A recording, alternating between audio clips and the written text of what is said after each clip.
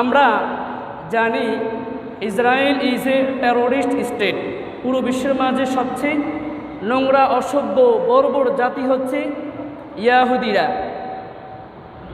এবং এই সকল ইয়াহুদিরাই কি সমস্যা?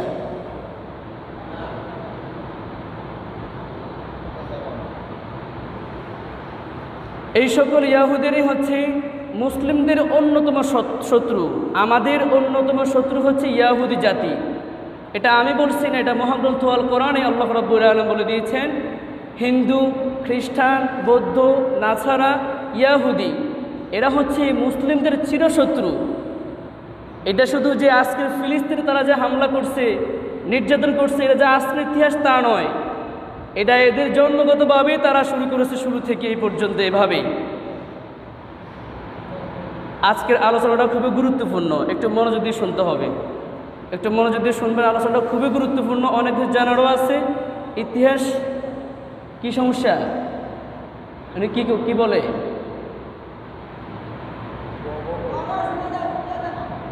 বুঝেন না?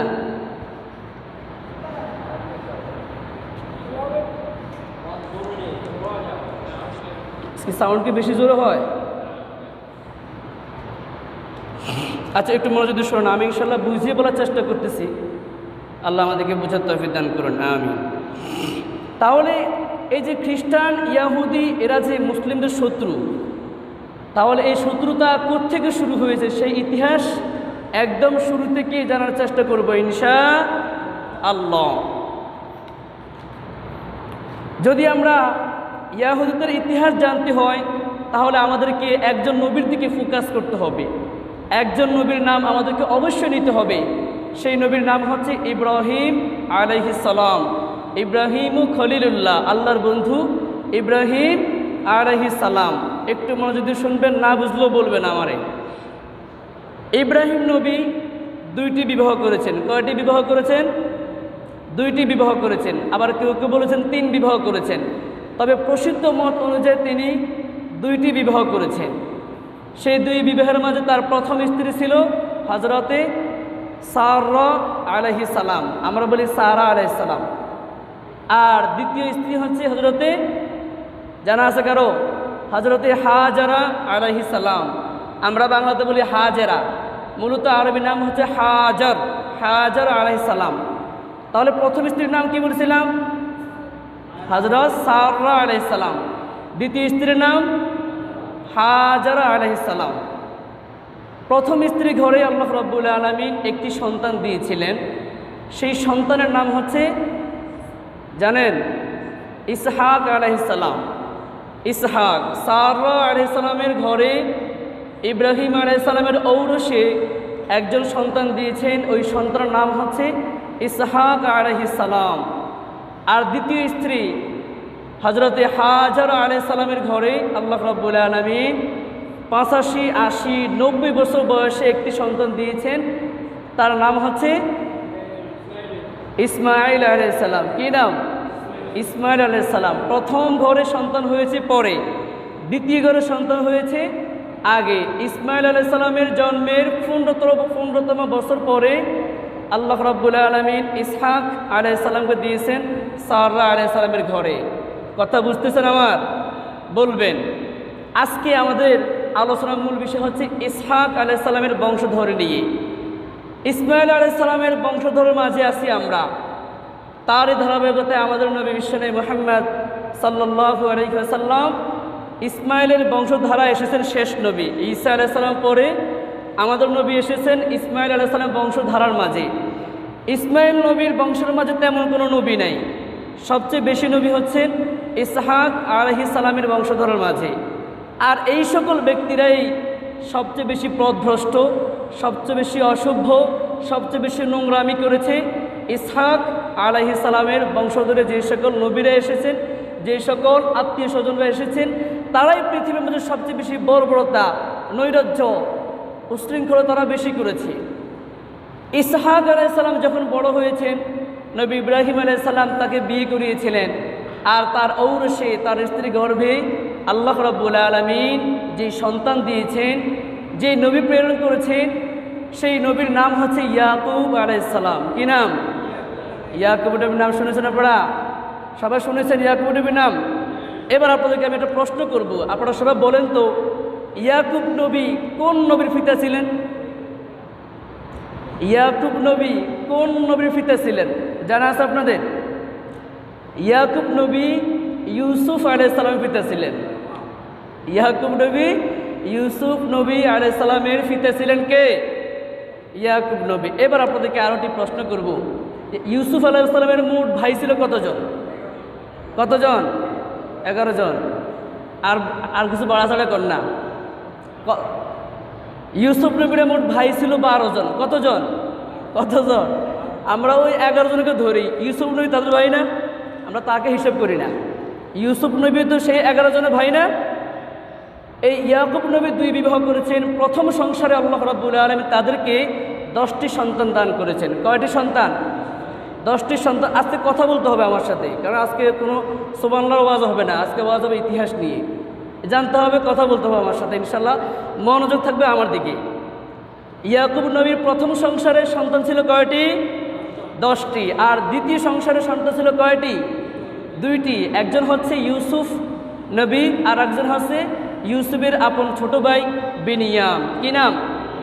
বিনিয়াম। আর এই বিনিয়ামকে নামকরণ করেই বর্তমান যে ইসরায়েল রাষ্ট্র গঠন করা হয়েছে, ইসরায়েল রাষ্ট্রের যে এখন প্রধানমন্ত্রী আছেন তার নাম হচ্ছে বিনিয়ামিন নেতানিয়াহুয়া। বিনিয়ামিন নেতানিয়াহুয়া, উনি এখন বর্তমান ইসরায়েলের প্রধানমন্ত্রী।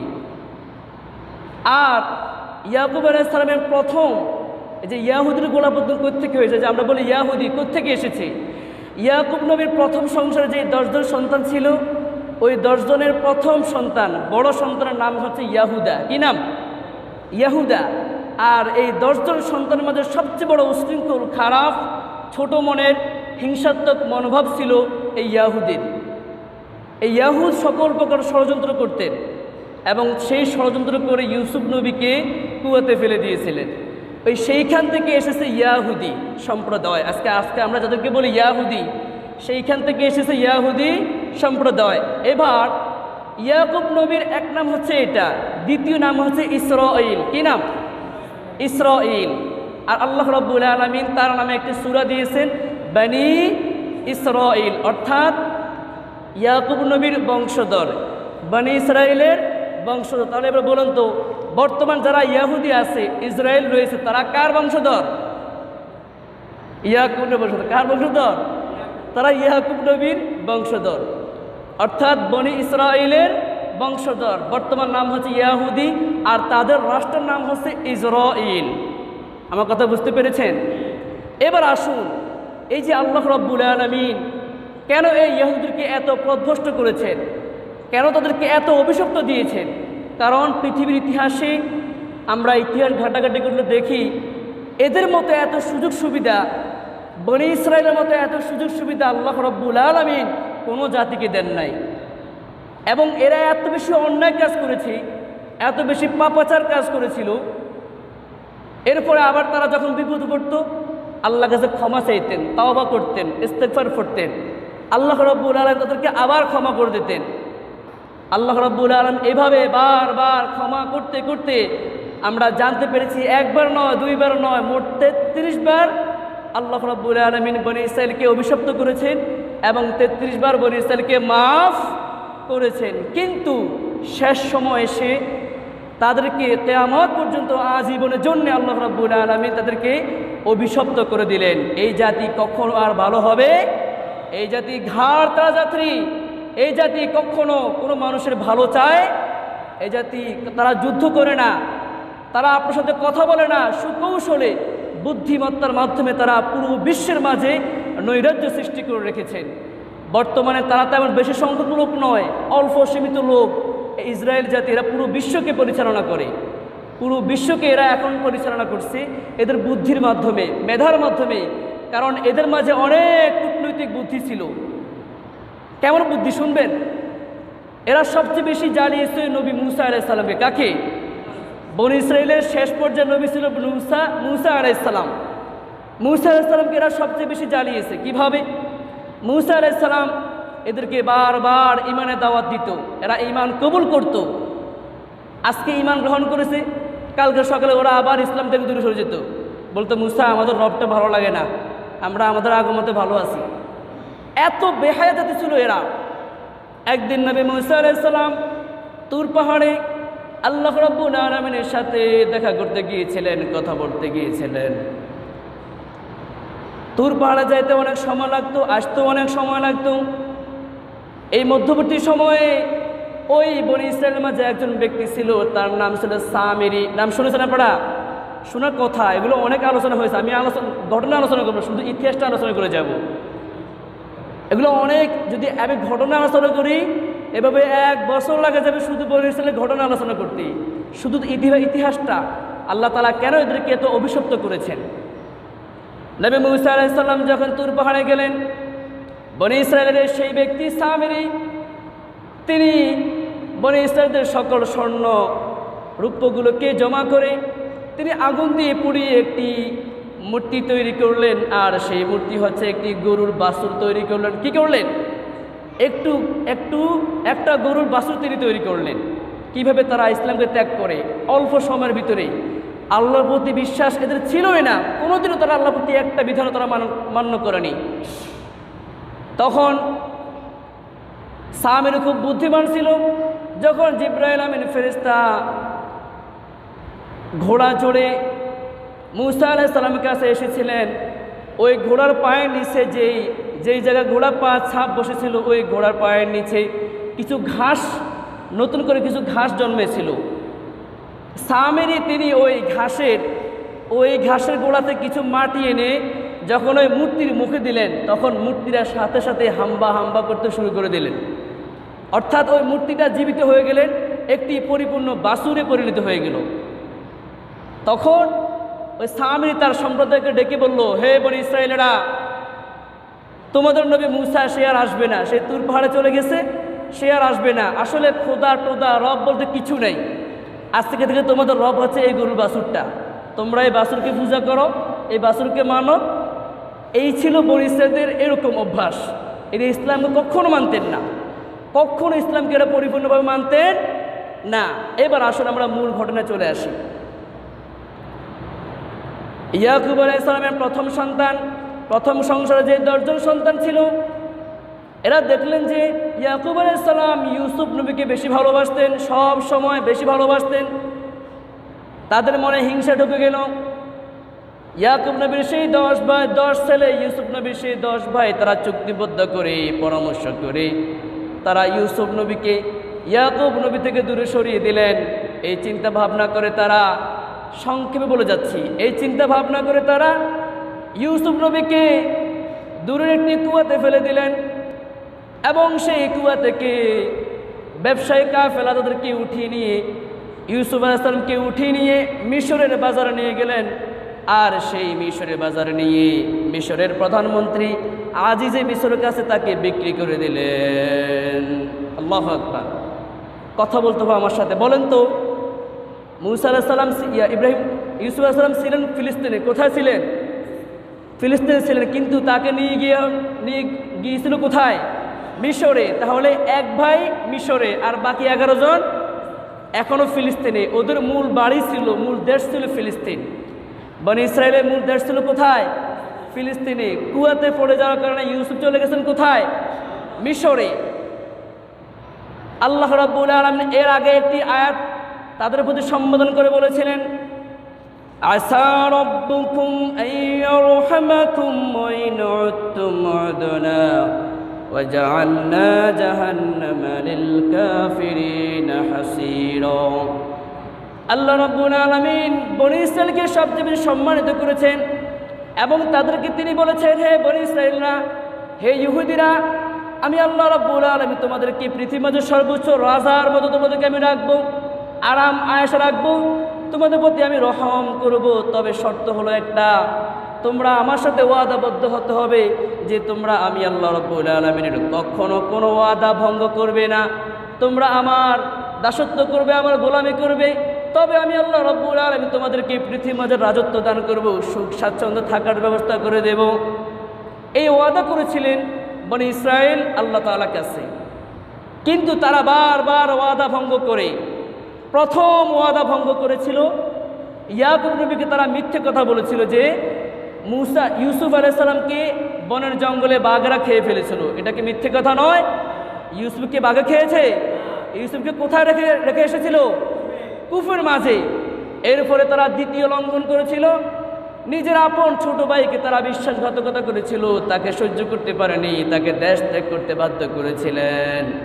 এবার চিন্তা করে আল্লাহ তাআলা বলছে যে তোমরা তোমাদের ওয়াদা ভঙ্গ করো, তাহলে তোমাদেরকে আমি কঠিন শাস্তির মাঝে নিপতিত করব। তোমাদেরকে একটার পর কঠিন কঠিন শাস্তি দিয়ে তোমাদেরকে আমি দুনিয়া ছাড়া করব। যখন তারা এই ওয়াদা ভঙ্গ করেছিল, আল্লাহ রাব্বুল আলামিন ফিলিস্তিনের মাঝে দুর্ভিক্ষ তৈরি করে দিলেন। কি তৈরি করে দিলেন? খাবার কষ্ট, কোনো খাবার নাই, জমিনে কোনো ফসল হয় না, পানি নাই। এই যে বর্তমানে আমাদের দেশে যেভাবে পানি শূন্য না আমরা, এটা একটা দুর্ভিক্ষের অন্তর্ভুক্ত। যদিও আমরা আধুনিকতার ছোঁয়ার কারণে মোটর বসিয়ে কলের কারণে আমরা পানির ব্যবস্থা করতে পারছি, কিন্তু ওই সময় কি এরকম ব্যবস্থা ছিল? ওই সময় ছিল গভীর নলকূপ। এখন আমরা যেভাবে নলকূপ ইউজ করি, মোটর ব্যবহার করি, ওই সময় তারা গভীর নলকূপ তৈরি করতেন, ওইখান থেকে পানি তারা নিতেন। তো মিশরে, ফিলিস্তিনে দুর্ভিক্ষ শুরু হয়ে গেল, তারা খাবার কষ্ট পাচ্ছে। এই দিকে লম্বা কাহিনী, শুধু ইতিহাসটা বলে যাচ্ছি। এই দিকে ইউসুফ আলাইহিস সালাম, তাকে রাজ পরিবারে নিয়ে গেলা হলো। রাজার হালতে তিনি রাজ পরিবারে বড় হতে লাগলেন এবং আজিজে মিশরের প্রধানমন্ত্রীর মন জয় করে ফেললেন। একটা পর্যায়ে, অনেক কাহিনীর মধ্যে শেষ কথা বলছি, একটা পর্যায়ে মিশরের প্রধানমন্ত্রী হযরত ইউসুফ আলাইহিস সালামকে ফুড মিনিস্টার বানিয়ে দিলেন। ফুড মিনিস্টার হচ্ছে খাদ্যমন্ত্রী। কি? মিশরের খাদ্যমন্ত্রী বানিয়ে দিলেন। আমাদের দেশে খাদ্যমন্ত্রী আছে না? অর্থমন্ত্রী আছে না?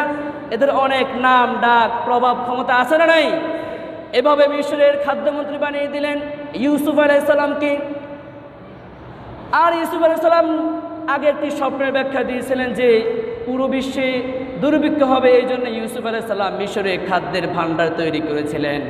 যখন সারা বিশ্বে দুর্ভিক্ষ শুরু হয়ে গেল, ইউসুফ নবী গোটা বিশ্বে, গোটা রাষ্ট্রে তিনি খবর পাঠিয়ে দিলেন, যাদের দেশে খাবার অভাব রয়েছে তোমরা আমাদের মিশরে চলে আসো, আমরা তোমাদের খাবারের ব্যবস্থা করে দিব। এই দিকে যে ইউসুফ নবীর 11 ভাই আছে কোথায়? ফিলিস্তিনে। ওখানে দুর্ভিক্ষ চলছে না? চলছে কি না? এই দুর্ভিক্ষ কেন দিল?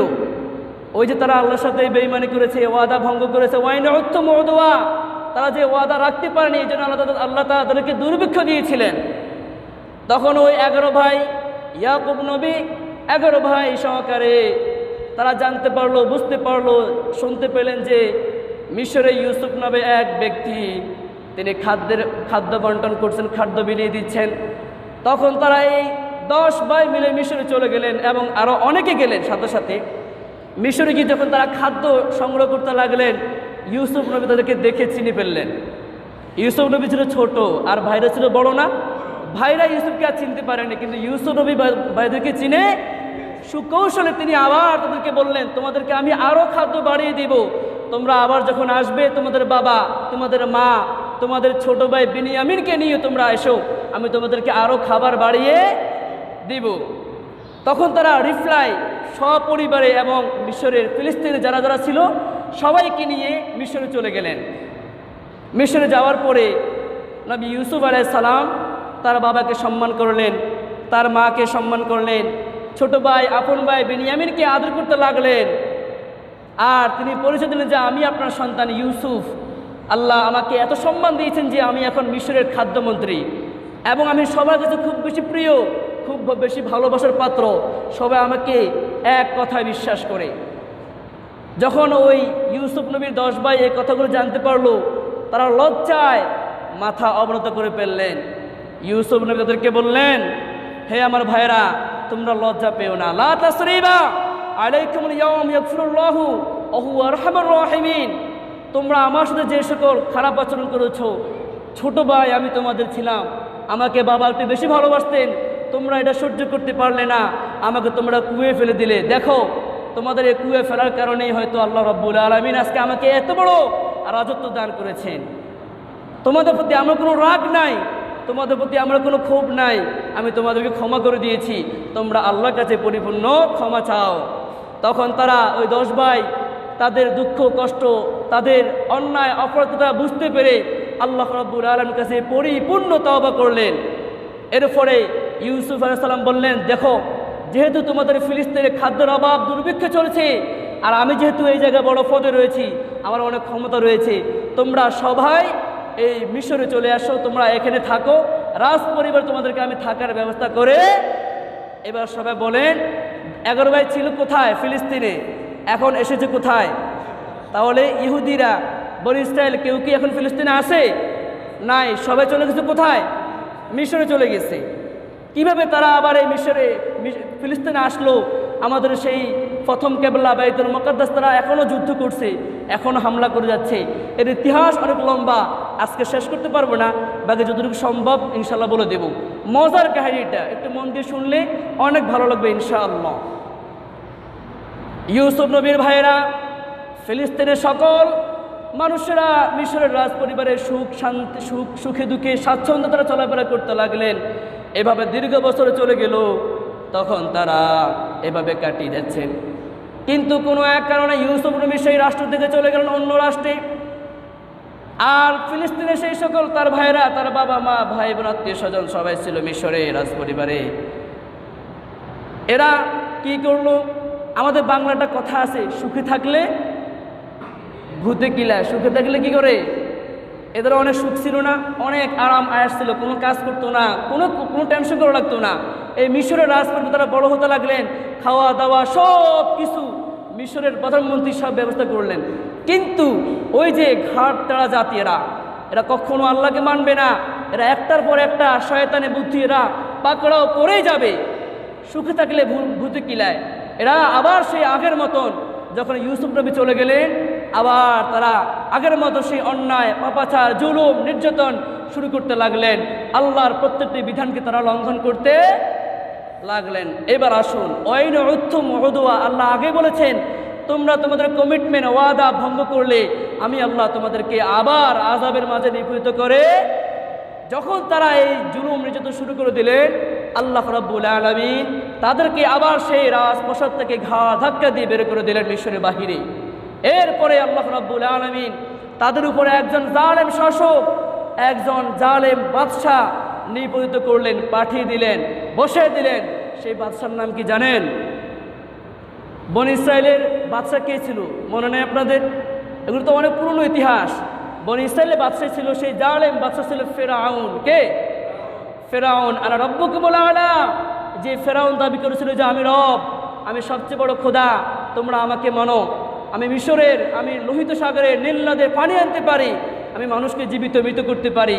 সেই ফেরাউনকে আল্লাহ রাব্বুল আলামিন এদের উপরে বসিয়ে দিলেন। কেন দিয়েছেন? কথা বলেন, কেন দিয়েছেন? এরা আল্লাহর বিধানকে আবার লঙ্ঘন করেছে। এত আরাম আয়েশ শান্তি দেওয়ার পরেও যখন তারা এই সব কিছুকে লঙ্ঘন করেছে, আল্লাহ রাব্বুল আলামিন আবার তাদের প্রতি একজন জালেম বাদশা নিযুক্ত করে। ইউসুফ নবী, আল্লাহ রাব্বুল আলামিন ফেরাউন তিনি ছিলেন এমন একজন ব্যক্তি যে খুব খারাপ একজন ব্যক্তি ছিল, মানুষকে অত্যাচার, নিপীড়ন, নির্যাতন করতে লাগলো। যখন ফেরাউন তাদের প্রতি নিযুক্ত হলো, ওই বনি ইসরায়েল এখন উঠতে বসতে মার খাচ্ছে, কোনো শান্তি নাই, সুখ নাই, আরাম নাই, আয়েশ নাই। শুধু তাই নয়, ওই বনি ইসরায়েলের যে সকল সুপুত্র সন্তান জন্মগ্রহণ করত, অথবা যেই সকল ছেলে মেয়েগুলা জন্মগ্রহণ করত, ওই সকল ছেলে মেয়েগুলাকে ফেরাউন ইয়াস্তাহয়ুনা নিসাহুম ওয়া ইউযাববিহুনা আবনাহুম নির্যাতন করতে করতে শুধু শারীরিক মানসিকভাবে করে নাই, তাদের সন্তানগুলাকে, তাদের পুরুষগুলাকে ফেরাউন এভাবে জবাই করে করে হত্যা করে ফেলতেন। আর তাদের গর্ভে থেকে যেই সকল মেয়েরা জন্ম নিত, ওই সকল মেয়েগুলাকে তারা দাস দাসী বানিয়ে তারা ইচ্ছে মতো উপভোগ করত, ইচ্ছে মতো তারা তাদেরকে রেপ করত, ধর্ষণ করত, ইচ্ছে মতো তারা তাদেরকে উপভোগ করত। এই যে নির্মম লাঞ্ছনা গঞ্ছনা নির্যাতন চলতে লাগলো, এই কষ্ট, এই লাঞ্ছনা কেন হয়েছে? বনি ইসরায়েলের অমান্য করার কারণে। এভাবে দীর্ঘদিন যখন ফেরাউনের যখন নির্যাতন শুরু হয়ে গেল, তখন তারা অতিষ্ঠ হয়ে নির্যাতন সহ্য করতে করতে আর না পেরে যখন দেয়ালে ফিট থেকে গিয়েছিল, তখন তারা আবার আল্লাহর কাছে ঐক্যবদ্ধ হয়ে ফিরে আসলেন। আল্লাহর উপরে ঐক্যবদ্ধ হয়ে কি করলেন? ফিরে আসলেন তারা আল্লাহ রাব্বুল আলামিন বলেন, ইয়া রাব্বুল আলামিন, আমরা অন্যায় করে ফেলেছি, আপনি আমাদেরকে যে আরাম দিয়েছেন, আয়েশ দিয়েছেন, শান্তি সুখ দিয়েছেন, এই সব কিছুকে বিসর্জন দিয়ে আমরা যখন আবার অন্যায় করে ফেলেছি, আপনি আমাদেরকে এই ফেরাউন নামক দাজ্জালের হাতে বন্দী করে দিয়েছেন।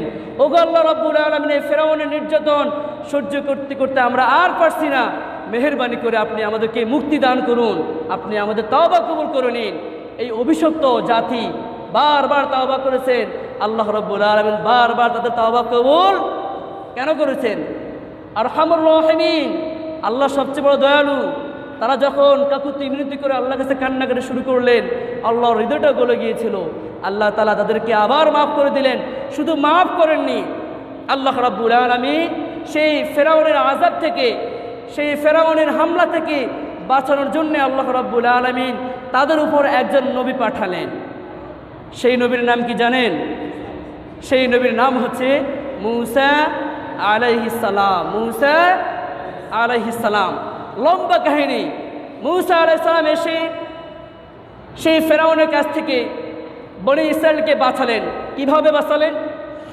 যখন মূসা আলাইহিস সালাম তার সম্প্রদায়কে নিয়ে ফেরাউনের রাজপ্রাসাদ থেকে বের হয়ে যাচ্ছিলেন, ফেরাউন পিছন থেকে তার সৈন্যবাহিনী নিয়ে তাদেরকে ধাওয়া করতে শুরু করলেন। আর মূসা নবীর সাথে বনি ইসরায়েলরা তার সাথে সামনের দিকে অগ্রসর হতে লাগলেন। সামনে যখন অগ্রসর হলেন, তখন দেখলেন বিশাল এক নদী, বিশাল এক সাগর। সেই সাগরের নাম হচ্ছে লোহিত সাগর। কি সাগর? আল্লাহ রাব্বুল আলামিন ফেরাউনকে মেরেছেন কোন নদীতে? কোন নদীতে? আমরা জানতাম যে ফেরাউনকে আল্লাহ তাআলা নীল নদে মেরেছেন ডুবাইয়া, আসলে নীল নদে নয়। সত্য কাহিনী, বাস্তব ইতিহাস হচ্ছে ফেরাউনকে আল্লাহ রাব্বুল আলামিন লোহিত সাগরে ডুবিয়ে মেরেছেন। আজ পর্যন্ত সেই লোহিত সাগরের পানি কেউ পান করতে পারে, কিন্তু নীল নদের পানি এখনও মিশরবাসীরা খাচ্ছে। তার মানে নীল নদনে কোথায়? লোহিত সাগরে। মূসা আলাইহিস সালামের সাথে বনি ইসরায়েলরা সামনে অগ্রসর হতে লাগলেন। সামনে এগিয়ে দেখলেন লোহিত সাগর।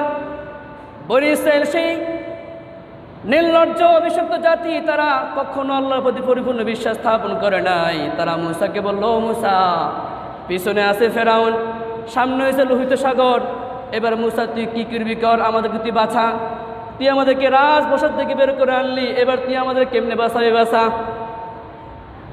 আল্লাহ রাব্বুল আলামিনের নির্দেশে মূসা আলাইহিস সালাম তার হাতের লাঠি লোহিত সাগরের তীরে যখন এভাবে মারলেন, আল্লাহ রাব্বুল আলামিন ওই লোহিত সাগরের মাঝে 12টি রাস্তা করে দিলেন। কয়টি রাস্তা?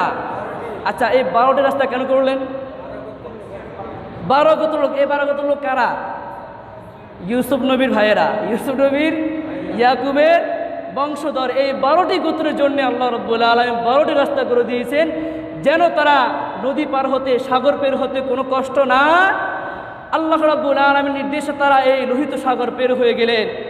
আর ফেরাউন যখন লোহিত সাগরে ঢুকলেন, যখন তিনি মাছ পড়তে গেলেন, ফেরাউনকে ডুবিয়ে চুবিয়ে মাটি খাইয়ে মেরেছেন কে? যে আল্লাহ রাব্বুল আলামিন ফেরাউনকে মেরেছেন, যে জালেম বাদশাকে মেরেছেন। আজকে যারা পুরো বিশ্ব মুসলিমকে ধ্বংস করতে চায়, সেই বনি ইসরায়েল, এভাবে আরও যারা রয়েছে, তাদেরকে কি আল্লাহ তাআলা ধ্বংস করতে পারবেন না? পারবেন কি না? এবার আসুন, আমাদের মূল কথা হচ্ছে ইয়াহুদি। কেন তাদেরকে আল্লাহ তাআলা এত অভিশাপ দিয়েছেন? কারণ তারা বারবার আল্লাহর বিধানকে লঙ্ঘন করেছেন। এবার আল্লাহ রাব্বুল আলামিন যখন তাদেরকে ফেরাউনের আযাব থেকে বাঁচালেন, নদীর ওই পারে নিয়ে গেলেন, দুর্ভিক্ষ থেকে বাঁচালেন, রাজপ্রাসাদে তাদেরকে খাওয়া দাওয়ার ব্যবস্থা করলেন।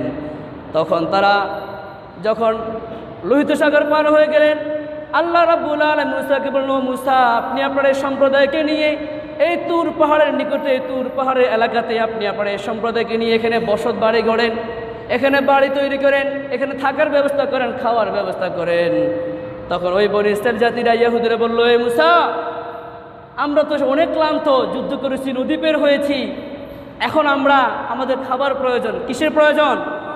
আমাদের খাবারের প্রয়োজন। এখন বলেন তো, যেই জায়গায় তারা গিয়েছেন ওখানে জমির ভালো উর্বর কোনো ব্যবস্থা নাই। আজকে ধান রুকলে কালকে কি ফসল আসবে? আজকে সবজি চাষ করলে কালকে কি সেখান থেকে সবজি বের হবে? তাহলে তারা কি খাবে? তখন তারা বলল, মূসা, তুই তোর খোদার কাছ থেকে আমাদের জন্য, তবু তারা বলে না যে আমাদের রব, এটা তারা বলে না। ওই ফেরাউনের মতন, ফেরাউন যখন মৃত্যুবরণ করছিলেন তখন বলছে, মুসা তুই তোর খোদা রাখো, আমি তার প্রতি ঈমান এনেছি। তবুও কয় নাই আমি আল্লাহর প্রতি ঈমান, সে কথা কখনো এই কথা বলেছে কি তুই তোর খোদা রাখো, আমি তোর খোদার উপরে ঈমান? ওই ইয়াহুদি জাতি তারা এত অভিশপ্ত কেন? এই জন্যে তারা কখনো আল্লাহর কোনো একটি বিধান পরিপূর্ণভাবে মানে নাই। তখন মুসা আলাইহিস সালাম টেনশনে পড়ে গেলেন, কিরে আমি কোথায় খাবারের ব্যবস্থা করব? আমি তো তাদের মতোই মানুষ। আল্লাহ রাব্বুল আলামিন মুসাকে বলেন, মুসা ডোন্ট ওয়ারি, আল্লাহ তাআলা তাদের কাছ থেকে তাদের জন্য আসমানে খাবারের ব্যবস্থা করে দিলেন। আল্লাহ রাব্বুল আলামিন বললেন, ওয়াযাল্লালনা আলাইকুমুল গামামা ওয়া আনজালনা আলাইকুমুল মান্না ওয়াসসালওয়া কুলু মিন তাইয়্যিবাতি মা রাযাকনাকুম। আল্লাহু আকবার। কিসের ব্যবস্থা করলেন? জান্নাতি ফুড, জান্নাতি খাবারের, প্যাকেজিং খাবারের ব্যবস্থা করলেন। আল্লাহ রাব্বুল আলামিনের নির্দেশে প্রত্যেক দিন সকালবেলা ভোরবেলায় বনী ইসরায়েলের প্রত্যেকটি ঘরের সামনে আল্লাহ তাআলা প্যাকেজিং ফুড, জান্নাতি খাবার তাদের ঘরের সামনে রেখে যেতেও, আর তারা ঘর থেকে বের হয়ে সেই খাবার গ্রহণ করতেন এবং তারা আনন্দে দিন ইফাত করতে লাগলেন। সুবহানাল্লাহ। এই মান্না সালওয়া, এই আনন্দ, এই দামি খাবার, জান্নাতি খাবার খেয়েও তারা সন্তুষ্ট হতে পারলো? তারা পারলো না, সে সন্তুষ্ট হতো। সৌভাগ্য এই আলোচনাটা, যখন তারা এই খাবারকে অস্বীকার করলো, আল্লাহ রাব্বুল আলামিন তাদের প্রতি তাওরাত কিতাব নাযিল করেছেন এবং সেই তাওরাত কিতাবে কিছু বিধিবিধান দিয়েছেন। তখন মুসা বলল, হে সম্প্রদায়ের জাতিরা, হে বনী ইসরায়েলেরা, আজকে যে ইসরায়েল, আমি তাদের কথা বলছি, হে বনী ইসরায়েলেরা, তোমাদেরকে আমি আমি মুসা আল্লাহর কাছ থেকে এত সুখ শান্তির ব্যবস্থা করলাম, ফেরাউনের আযাব থেকে তোমাদেরকে আমি বাঁচালাম। এবার বলো তো তোমরা কি শুকরিয়া আদায় করবে না? তোমাদের প্রতি আল্লাহ তাআলা একটি বিধান দিয়েছেন, তোমরা কি সেই বিধানটা মানবে না? তারা বললো, অবশ্যই, যেহেতু আল্লাহ এত কিছু করেছে আমরা অবশ্যই সেই বিধানটা মানব। বলো তো মুসা, আল্লাহ তাআলা আমাদের প্রতি কী বিধান দিয়েছেন? কী বিধান দিয়েছেন? মূল কাহিনীতে আসতেছে আমি। তখন মুসা আলাইহিস সালাম বললেন, এই পাহাড়ের অপর প্রান্তে আল্লাহ রাব্বুল আলামিন আমাদের জন্য একটি গুরুত্বপূর্ণ ভূমি, একটি মসজিদ রেখেছেন। সেই মসজিদের নাম হচ্ছে বাইতুল মুকাদ্দাস, অর্থাৎ মসজিদে আকসা। কি নাম? মসজিদে আকসা। এই মসজিদটা আমালিকা নামে একটি জালেম সম্প্রদায়ের কাছে এই মসজিদের দখল অবস্থায় আছে। ওই মসজিদে কোনো মুসলিম নামাজ পড়তে পারে না, ইবাদত করতে পারে না, ওখানে কেউ যেতে পারে না। এই আমালিকা সম্প্রদায় সেই মসজিদকে দখল করে বসে আছে। তোমাদের কাজ হলো, যেহেতু আল্লাহ তাআলা তোমাদেরকে এত নাজ নেয়ামত দিয়েছেন, তোমাদের প্রথম বিধান হচ্ছে তোমরা জিহাদ করে, যুদ্ধ করে সেই মসজিদে আকসাকে তোমরা বিজয়ী করবে। কি করবে? বিজয়ী করবে। এরপর থেকে ইনশাল্লাহ আগামী জুমাতে আমি বাকি আলোচনাটা শেষ করে দিব। মজার একটা কথা এই জায়গায় মজার একটা কথা আছে। আল্লাহ তাআলা যে কথাগুলো বলেছি, আমাদেরকে পরিপূর্ণ ইহুদিদের ইতিহাস জেনে বুঝে তাদের সম্পর্কে সতর্কতা হওয়ার তৌফিক দান করুন। ওয়া আখিরু দাওয়ানা আনিল হামদুলিল্লাহি রাব্বিল আলামিন। আসসালামু আলাইকুম ওয়া রাহমাতুল্লাহি ওয়া বারাকাতুহু। যারা সুন্নাত পড়েনি সুন্নাত পড়ে নিন।